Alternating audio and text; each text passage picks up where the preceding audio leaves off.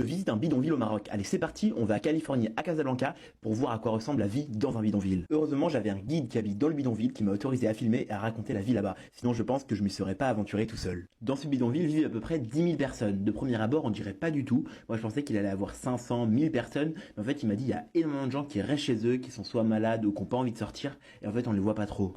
Le premier truc qui m'a marqué en me baladant dans le bidonville, c'est vraiment l'odeur. En fait, ça peut puer énormément à certains endroits. Il n'y a pas vraiment de poubelle, donc les déchets sont jetés en plein milieu du bidonville. Et aussi, le gros problème, c'est qu'il n'y a pas d'égout. Donc il y a clairement la merde qui jonche le sol. Et ça, c'est vraiment dégoûtant. Franchement, je les plains largement de vivre dans des conditions pareilles. Et du coup, je leur ai demandé si ça les dérangeait de vivre dans un lieu comme ça. Et il m'a dit que non, ils étaient habitués. Et que même ça les dérangerait plus de vivre dans un lieu très propre, parce qu'ils n'ont pas l'habitude.